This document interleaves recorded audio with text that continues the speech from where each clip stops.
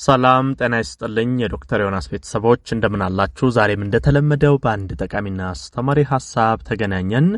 በዛሬ ፕሮግራም የምነግራችሁ በርካታ ሰዎች ባለማወቅ የሚያደርጉት ነገር ግን በፍጹም መደረግ የሌለበትን ነገር ነው የምነግራችሁ። ይሄ ቆዳችሁን ማስነካት የሌለባችሁ በተለይ ፊታችሁ ላይ በፍጹም ማረፍ የሌለባቸው ነገር ግን ባለማወቅ የተነሳ ብዙ ሰዎች ከተለያየ ነገር ጋር አያይዘው ለምሳሌ ፊት ላይ የሚወጡ እብጠቶችን ቡግሮችን ያጠፋል ይያሉ ከዛም ባለፈ ባለማወቅ ከንጽህናም ጋር ተያይዞ ከተለያዩ ነገሮች ጋር ተያይዞ በተለይ እነዚህ አሁንም ነግራችሁን 5 ነገሮች ፊታቸው ላይ እየተቀቡ ፊታቸውን እያስነኩ ለተለያዩ የቆዳ ችግሮች እየተዳረጉ ይገኛሉ። ስለዚህ በፍጹም በተለይ ፊታችሁ ላይ የፊት ቆዳችሁ ላይ ማረፍ የሌለባቸው መሰረታዊ 5 ነገሮች አሉ። እስቲ ፊታችንን ማስነካት የሌለብን እነዚህ 5 ነገሮች ምንድናቸው? ፊታችን ላይ ቢያርፉ የሚያመጡት ጉዳት ምንድነው?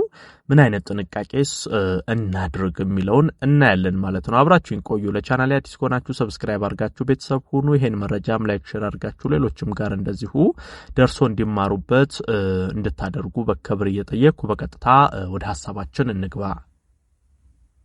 የመጀመሪያ አንደኛ ምንግራችሁ ፊታችሁን በሙቅ ውሃ መታጠብ።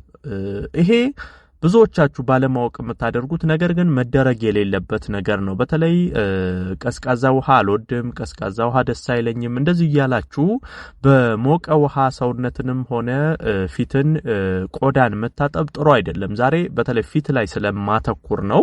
ፊታችሁን በተለይ በሞቀ ውሃ በፈላ በሞቀ ውሃ የምትታጠቡ ሰዎች ትልቁ ጉዳቱ ሲበን ወይንም ይሄ የቆዳ ዘይታችሁ እየቀነሰ እንዲሄድ ያደርጋል። ይሄ ወዝ የምንለው አሁን ሁሌ በፈላ ለብ ባለ በሞቀ ውሃ ፊትን የምትታጠቡ አይነት ከሆነ የቆዳችሁ ዘይት እየቀነሰ ይሄዳል። ይሄ ምንድነው ጉዳቱ? በቆዳ ላይ ለምሳሌ የቆዳ ድርቀት በቀላሉ እንዲፈጠር ያደርጋል። ይሄ ነገር በኋላ እየተፈረፈረ መሄድ፣ ማሳከክ፣ መላላጥ እንደዚህ አይነት ነገሮችን ያመጣል።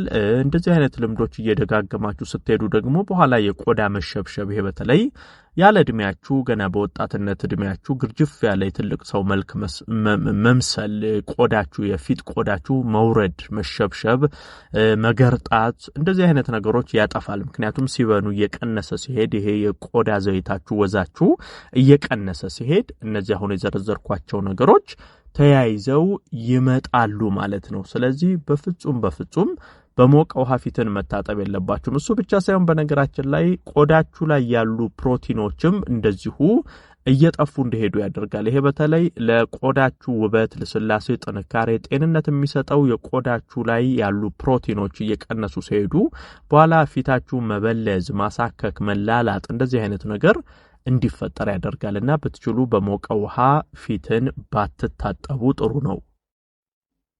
ሌላኛው የጥርስ ሳሙና። ይሄ እዚህ ጋር ማነሳው በተለይ ፊታችሁ ላይ አሁን የሆነ እብጠቶች ሲፈጠሩ መበለዞች እንዲህ አይነት ነገር ሲፈጠሩ ያጠፋል እያላችሁ የጥርስ ሳሙና ፊታችሁን የምትቀቡ ሰዎች አላችሁ። ይሄ በጣም መጥፎ ነገር ነው። ይሄ ችግሩ በዋናነት ምንድነው? ይሄ አይችልም። አሁን በውስጡ የጥርስ ሳሙና ውስጥ ያለው ኬሚካል ለጥርስ ተብሎ የሚዘጋጅ ስለሆነ በፍጹም ቆዳችሁ ሊቋቋመው አይችልም። ከፍተኛ ኬሚካል አለው ቆዳችሁ መቋቋም የማይችለው። በኋላ ይሄን የጥርስ ሳሙና በተለያየ ምክንያት ፊታችሁ ላይ ቆዳችሁ ላይ የምትቀቡት ከሆነ ይሄ አንደኛ የቆዳችሁ ቀዳዳ እየተደፈነ ይሄዳል። ይሄ በቀላሉ ባክቴሪያ እንዲራባ ያደርጋል። ከዛም ባለፈ እንደ ቡግር፣ መበለዝ፣ ማበጥ እንደዚህ አይነት ነገሮች በቆዳችሁ ላይ ያመጣል። ኬሚካሉ ከፍተኛ ስለሆነ ቆዳ መቋቋም ስለማይችል ይሄን ኬሚካል በቆዳችሁ ላይ ጉዳት ያመጣል። ስለዚህ የጥርስ ሳሙና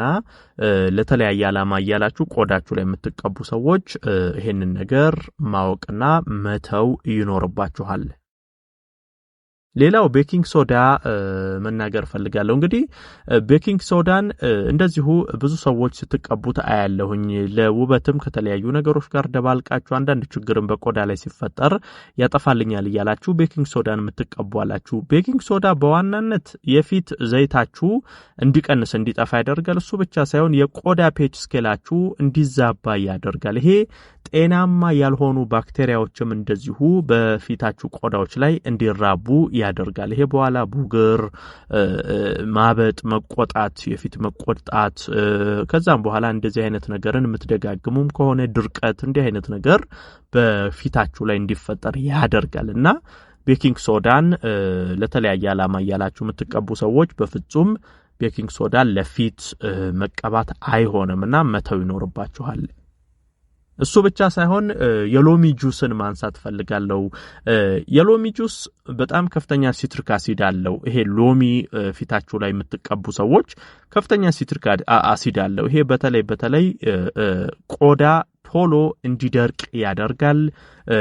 ቆዳችሁ እንዲቆጣ ያደርጋል። ይሄ በተለይ የቆዳ ቀዳዳ ላይ ከፍተኛ የባክቴሪያ መራባት እንዲመጣ በማድረግ ቆዳችሁ ላይ የተለያዩ ችግሮችን ይፈጥርባቸዋል። የሎሚ ጁስ ሲትሪክ አሲዱ ከፍተኛ ስለሆነ የቆዳችሁ መቋቋም ስለማይችል ይሄ መድረቅ፣ መሸብሸብ፣ በኋላ ላይ መቆጣት እንደዚህ አይነት ነገሮችን ያስከስታል። ስለዚህ ይሄ የሎሚ ጁስ በፍጹም ሎሚ ለቆዳችሁ መጠቀም የለባችሁም። ሌላው በዚሁ ማነሳው አፕል ሳይደር ቪንገር ወይንም ይሄ የአፕል አቼቶ የምንለው ነው።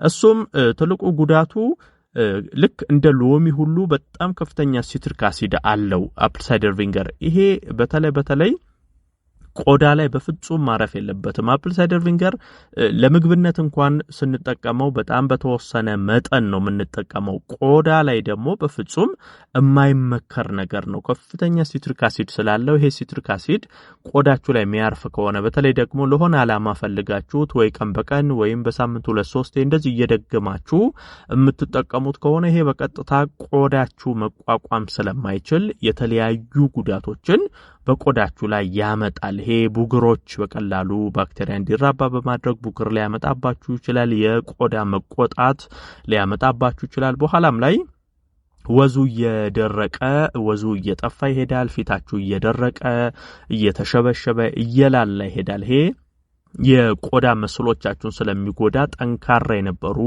ውጥር ያለ የወጣትነት ውበትና መልካችሁ የነበረውን በኋላ መስሎቹ እየደከሙ እየላሉ እንዲሄዱ በማድረግ ፊታችሁ እየተሸበሸበ ግርጅፍ ያለ ትልቅ ሰው መልክ እንዲመስል ወዙ የጠፋ ደረቅ ቆዳ እንዲኖር ያደርጋልና ይሄ አፕል ሳይደር ቪንገርንም በፍጹም መጠቀም የለባችሁም። በአጠቃላይ እነዚህ አሁን የነገርኳችሁን በተለይ 5ቱን ነገሮች ምንጊዜም ቆዳችሁ ላይ ባለማስነካት የቆዳችሁን ጤንነት መጠበቅ ይኖርባችኋል ማለት ነው። ይሄን መረጃ ላይክ ሼር አድርጋችሁ ለሌሎችም አጋሩ። ለቤት አዲስ ሆናችሁም ቻናሌን ሰብስክራይብ አድርጋችሁ ቤተሰብ ሁኑ። የዛሬን በዚሁ አበቃው። በቀጣይ ቀን ደግሞ ሌላ እንደዚሁ ጠቃሚና አስተማሪ ሐሳብ ይዤላችሁ ዳግም የምንገናኝ ይሆናል። እስከዛው በያላችሁበት መልካም ጊዜ